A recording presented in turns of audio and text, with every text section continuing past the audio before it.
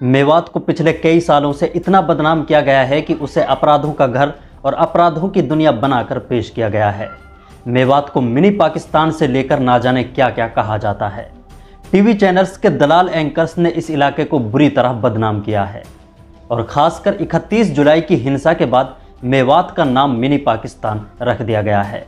लेकिन इस इलाके को मिनी पाकिस्तान क्यों कहा गया है और क्यों कहा जाता है? क्या सच में मेवात हिंदुस्तान में सबसे आपराधिक इलाका है? तो चलिए जानते हैं कि इसकी असल सच्चाई क्या है। कुछ किलोमीटर बाद शुरू हो जाता है मेवात, जो कि बिल्कुल अलग दुनिया है। और इन इलाकों में अक्सर देश की संसद द्वारा बनाए गए कानून और संविधान नहीं चलते। सोचिए, 100 से ज्यादा गैंग्स सक्रिय हैं। एक जमाने में चंबल घाटी हुआ करती थी, जहां बहुत सारे डाकुओं के गिरोह हुआ करते थे। आज ये हालत है कि चंबल घाटी भी मेवात के सामने पानी भरेगी। और Mewat is not just an off the cuff stone pelting and royal. You know, the locals are calling Mewat a mini Pakistan. और उस समय के जो पुरातत्वों के अवशेष हैं, उन सबको खुद कर दिया गया है, तोड़ दिया गया है, ध्वस्त कर दिया गया है। मंदिरों में मस्जिदें बनाई जा रही है। वहाँ के बच्चियों को खिलौनों की तरह उठा कर लोग लेके जा रहे हैं। अनुसूचित जाति के लोगों से सारी ज़मीनें छीन ली गई हैं।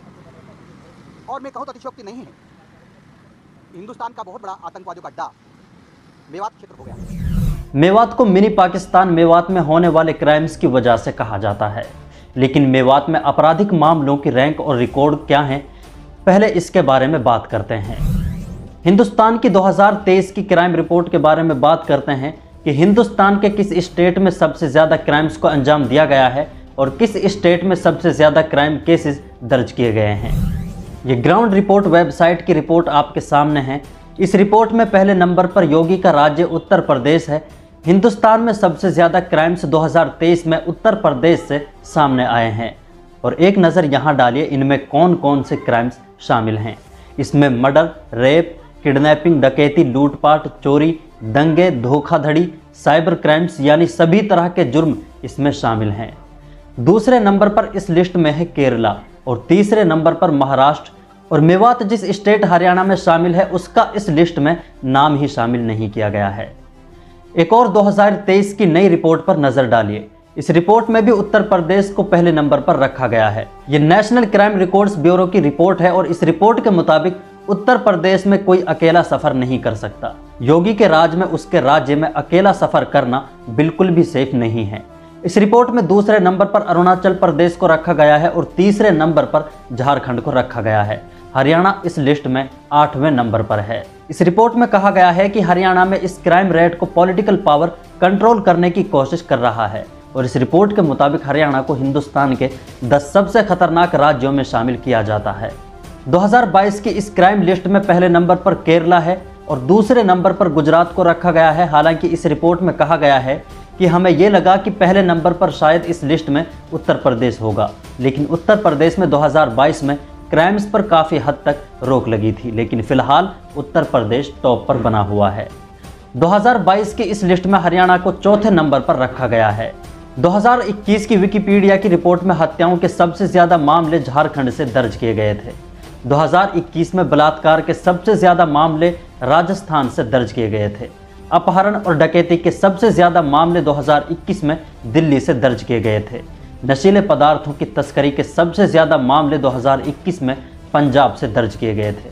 अवैध हथियारों के सबसे ज़्यादा मामले उत्तर प्रदेश से दर्ज किए गए थे। मेवात का इलाका जो हरियाणा में है, अब उसके बारे में बात करते हैं। ये 2021 की रिपोर्ट है। इसमें हरियाणा के जिलों के हिसाब से क्राइम रेट को पेश किया गया है।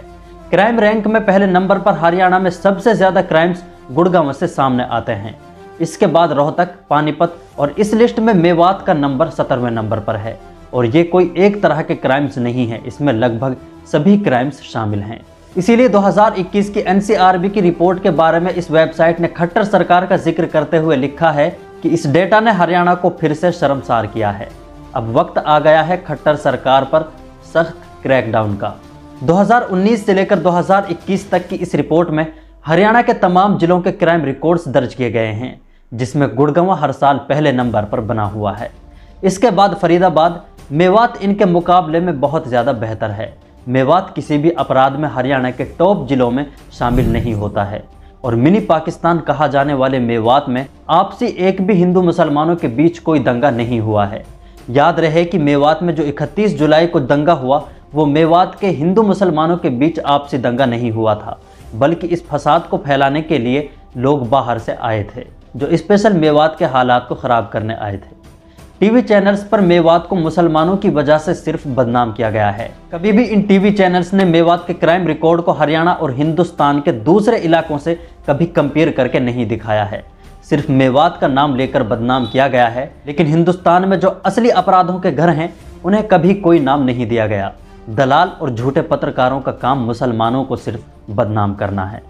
कई बार मेवात को धर्म परिवर्तन के बहाने साजिशों से बदनाम किया गया, हालांकि कोई भी आज तक एक भी मामला मेवात से ऐसा सामने नहीं आया है जो सच पर आधारित हो। झूठ बोलकर साजिशों से यहाँ के पुरसुकून माहौल को खराब करने की कोशिश की गई है। इस रिपोर्ट के बारे में आपकी क्या राय है कमेंट बॉक्स में ज़रूर बताएं। वीडियो को लाइक कर दें और शेयर कर दें। अगर चैनल को सब्सक्राइब नहीं किया है तो चैनल को सब्सक्राइब ज़रूर कर दें। मिलते हैं अगले वीडियो में, तब तक के लिए आप अपना ख्याल रखें। अल्लाह हाफिज़।